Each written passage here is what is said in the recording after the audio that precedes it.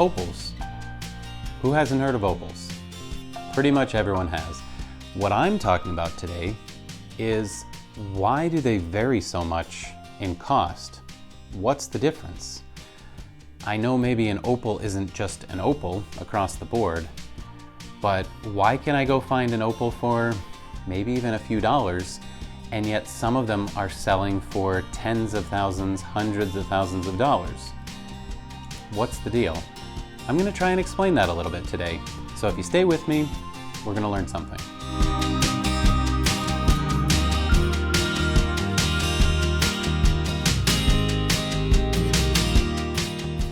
I'm Andrew, your average jeweler, and today I want to teach you something about opal value. If you're new to the channel, thank you for being here. Consider subscribing, hit that like button.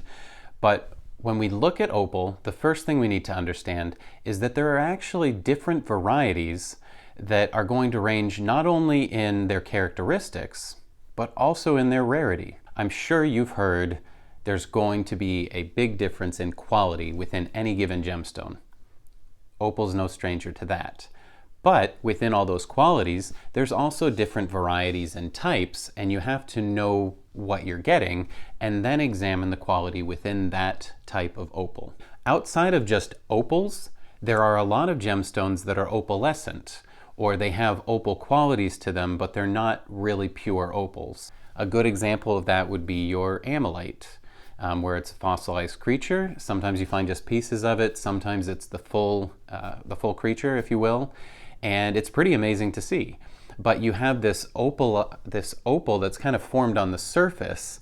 The piece itself is not really opal, but the characteristics are coming from the same place. Very interesting, very phenomenal, as the opal family is, but it's not technically opal. And so you'll have things like that, and they're a little outside of the normal realm. Again, depending on the quality, depending on the piece itself, you're going to have some variation in price. But usually something like that in its highest quality is not going to compete with a solid opal of similar quality. Let's start with white opal. White opal is actually the most common variety you likely see if you're anywhere like the US. Of course, I'm in the US, and white opal is very prevalent, partly because it's easier to get hold of, and partly because you have this wide range of quality where you can almost choose your price point. If you want an inexpensive opal, you can get an inexpensive opal. If you want to spend a little bit more and get more color, you can do that.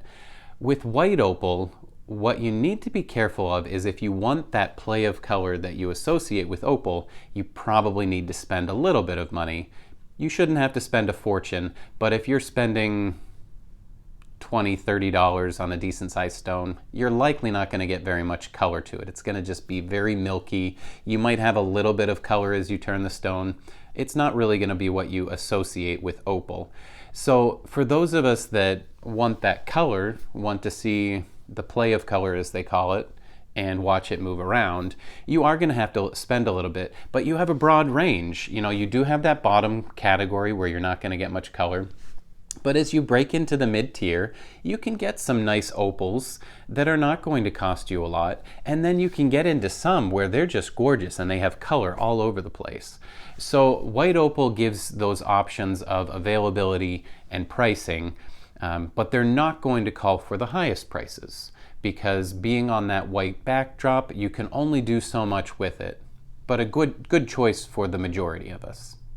Another opal category is that of jelly opal, or kind of this translucent family of opals. And this can vary in color. A lot of it has recently been coming out of Ethiopia, where it's a little bit more orangey as a typical note, but some of them can be almost clear. And while it's clear, you can still turn the stone and see that play of color moving on the inside of the stone. Really interesting, not as common, and because of the translucence, sometimes the play of color isn't as obvious, and so maybe not the preferred choice for everyone.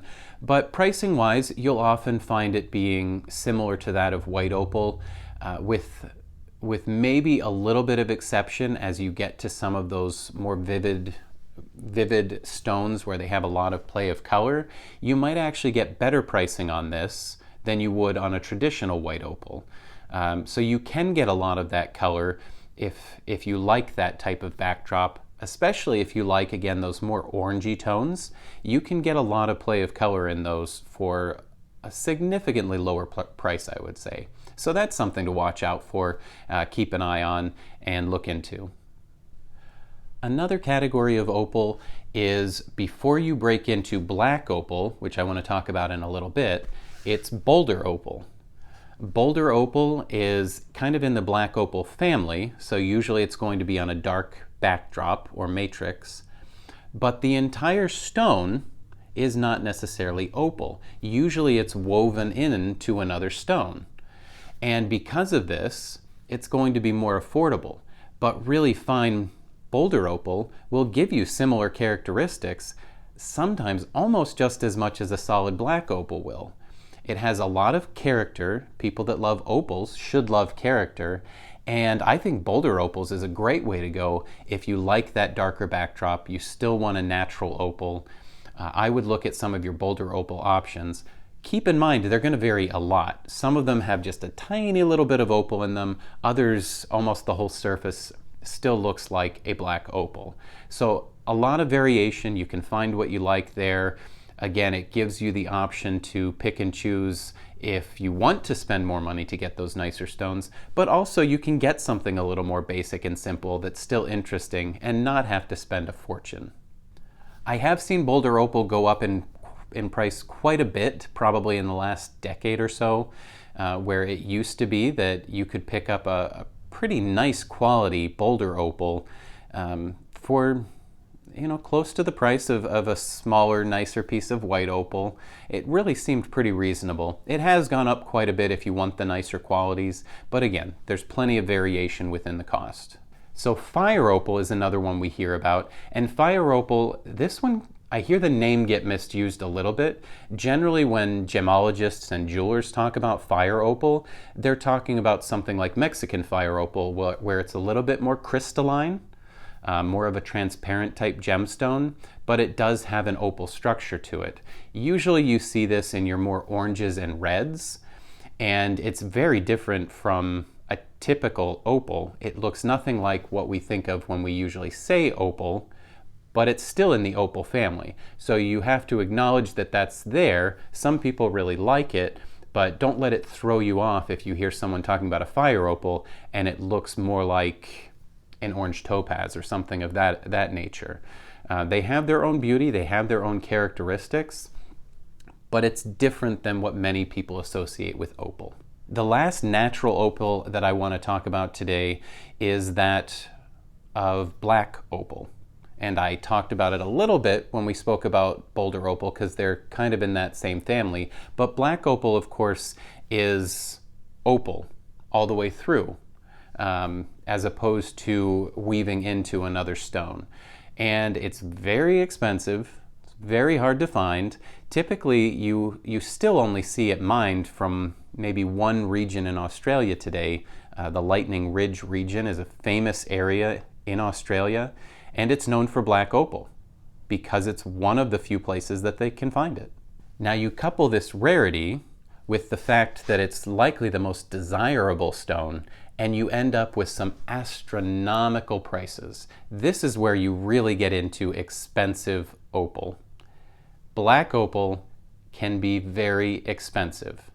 Now granted, there's different qualities, but when you have that black drop with even some play of color in it, you're going to have a pretty pricey stone on your hands. Of course, it does need to be natural. There are ways to imitate it and treat other stones to look similar to it, but natural black opal, that is where you get into the big price tags. Beautiful, beautiful gemstones, but you do pay for them. For those of you thinking of possibly shopping or buying opal anytime in the near future, you need to be aware of some of the imitations and some of the synthetic options within that family.